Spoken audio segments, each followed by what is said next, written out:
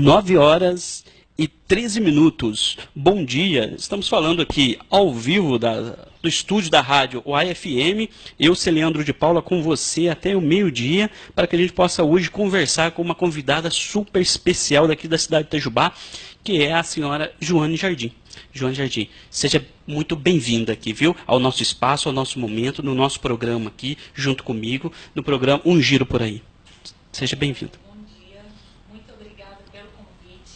É um prazer estar aqui, é um prazer informar a população sobre um assunto tão importante, sobre um problema que acomete a nossa região, né? Então eu gostaria de agradecer essa oportunidade também, a você e ao pessoal da rádio. Opa, então já de antemão, você que está nos acompanhando pelos nossos canais de comunicação, pela rádio UAI-FM, você pode entrar em sintonia com a gente, entra lá no Google, põe rádio UAI-FM e você pode conectar junto com a gente e ouvir essa importante entrevista, um bate-papo com a Joane Jardim. Então, avisa aí o pessoal que está junto com você que está me ouvindo e me acompanhando, colabore na divulgação desse programa e também envie sugestões, dúvidas, críticas sobre esse tema importantíssimo, porque vamos aproveitar a Joane Jardim aqui neste momento, nesse sábado de manhã ensolarado na cidade de Itajubá, para que a gente possa dialogar um pouquinho sobre esse tema tão antigo quanto atual. Mas antes disso, eu quero perguntar quem é Joane Jardim, de fato?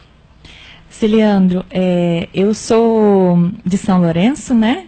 E moro aqui em Itajubá já tem 7 anos. Eu sou formada em pedagogia e depois me formei em psicologia.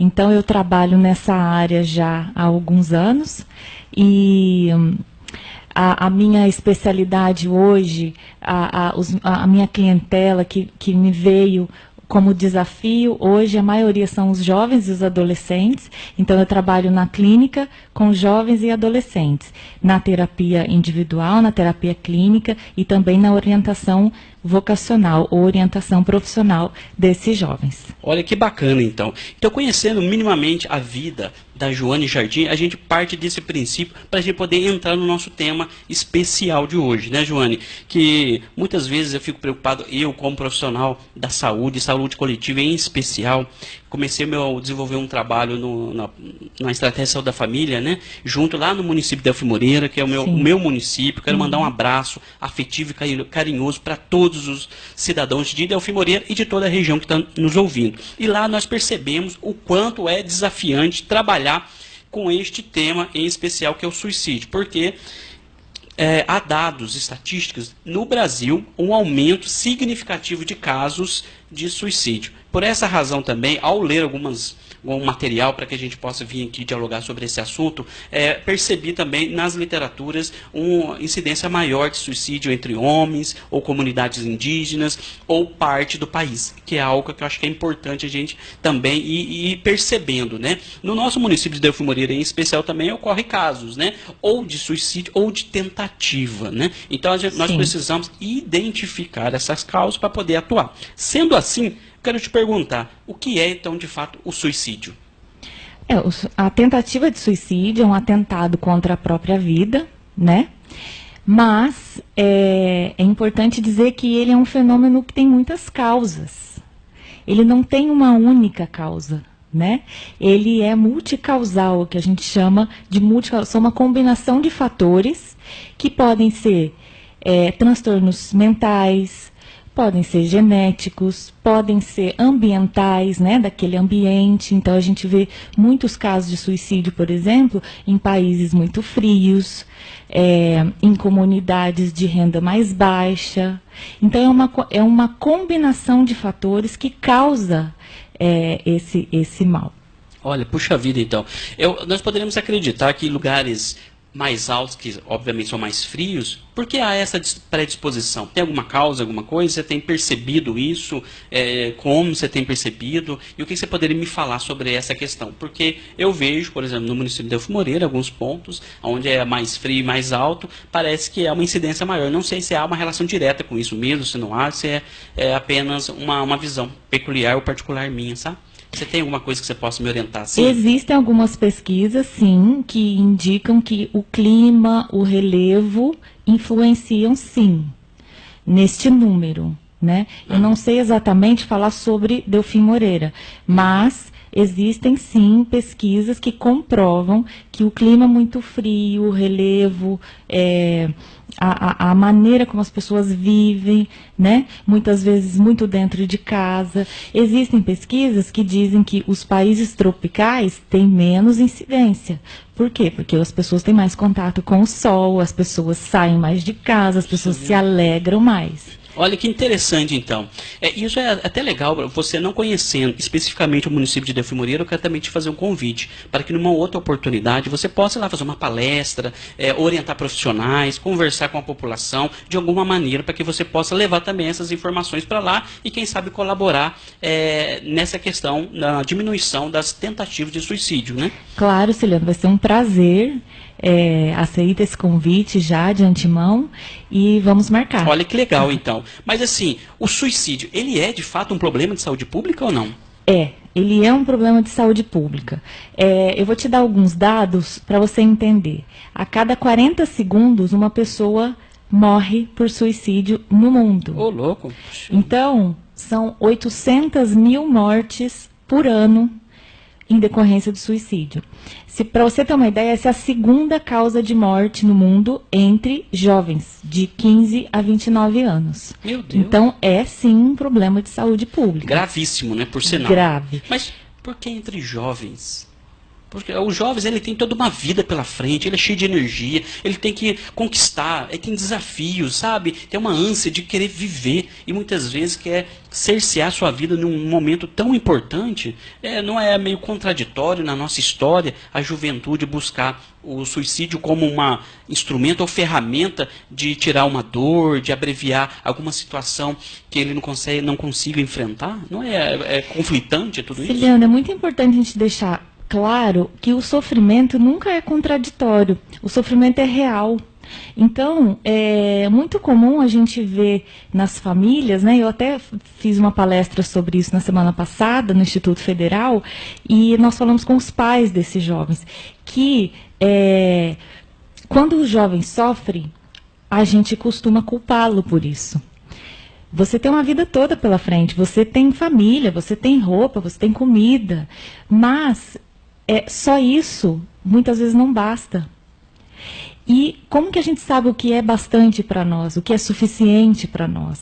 E isso é de cada um. Por isso que é importante a gente entender que o sofrimento, ele existe, ele é real, e esses subterfúgios, essas desculpas que a gente vai arrumando para aliviar a nossa própria dor, ou às vezes aliviar a nossa culpa de sermos maus pais, né, eles não ajudam, eles só atrapalham. Você falou uma coisa que me chamou a atenção, que é o seguinte, dizer ser maus pais. Nós podemos entender que o suicídio também, ele é um gancho de que advém de uma família fragilizada? Ou não? Famílias que não são desestruturadas ou têm algum tipo de fragilidade, que são famílias politicamente corretas e perfeitas. Essas famílias têm casos significantes de suicídios, ou a incidência de fato naquelas famílias que realmente têm uma desestruturação de alguma ordem emocional, social, e a gente poderia avaliar também por esse quesito ou não? Não, de maneira nenhuma eu culpei a família, eu culpo a família, os pais, porque na verdade o suicídio não há culpados. Quando eu disse maus pais, na verdade isso é um sentimento dos pais, muitas vezes, que precisam enfrentar esse problema. Eles se acham maus pais, e para que eles não se sintam tão culpados, nós usamos subterfúgios para aliviar essa dor. De maneira nenhuma existem culpados. Não existe pelo menos não que eu saiba, que exista uma pesquisa que diga que família X ou família Y ou família de tal maneira influenciam nessas tentativas. Olha que interessante, então. Então nós podemos, você que está nos ouvindo agora, acompanhando esse momento especial com a gente, você pode colaborar com a gente pelo WhatsApp também. Então vou deixar o número aqui para que você possa entrar em contato conosco, que é o 9984-6564. Estamos aqui falando com Joana Jardim, a psicóloga aqui do município de Itajubá, sobre o tema suicídio. E dizendo o seguinte, acabamos de abordar o seguinte: não há famílias, pais ou situações culpadas. Então nós precisamos aliviar também, e esse tratamento, eu não sei se a gente poderia abranger assim, Joane, da forma seguinte: não só tratar a pessoa que está querendo fazer essa tentativa de suicídio, mas também os pais, para que eles também não se incorporem uma culpa indevida, né? Será que a gente poderia também, é um tratamento comunitário, coletivo na família, ou você atinge em especial aquela pessoa, aquele cidadão que talvez queira fazer essa tentativa de suicídio? Como que a gente lida isso no seio familiar? Na verdade, Celiandro, na maioria dos casos, o suicídio ou as tentativas, eles estão relacionados a um transtorno mental, ou uma depressão, um transtorno de ansiedade. Então, o mais importante é a gente detectar isso, daqui a pouco a gente vai falar sobre as estratégias de prevenção, é detectar esses transtornos e realizar um trabalho com esta pessoa e com a família. Na verdade, em qualquer caso de transtornos mentais, a gente sempre trabalha com a família. Olha que legal, então. Então nós podemos caminhar na seguinte vertente na nossa conversa, assim eu posso entender. Que se de fato está aliados a transtornos mentais, nós podemos com certeza caracterizar como uma doença, não é isso?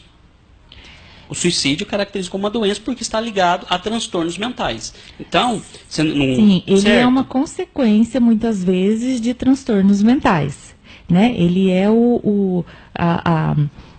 é como se fosse a última opção daquela pessoa que está passando por um sofrimento muito grande, mas eu gostaria muito de deixar claro que a escolha pelo suicídio não é um direito da pessoa de livre-arbítrio ou é um ato de coragem dessa pessoa. É importante dizer que quando essa pessoa está pensando sobre isso ou tentou, ela tem a percepção da realidade distorcida por conta dos transtornos mentais.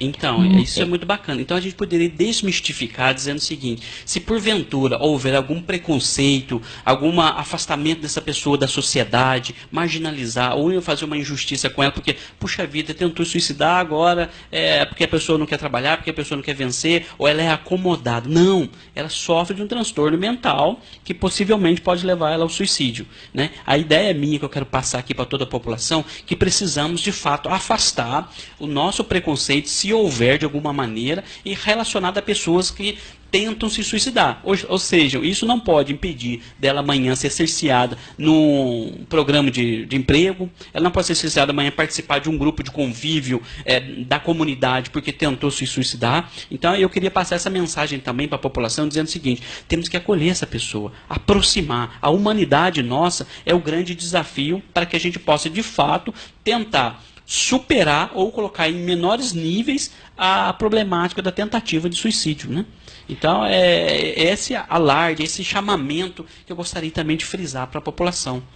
É importante a gente entender que essas pessoas muitas vezes estão doentes, e isso não é frescura, não é bobagem, isso não é ingratidão, isso não é um pecado, né? Isso é uma doença.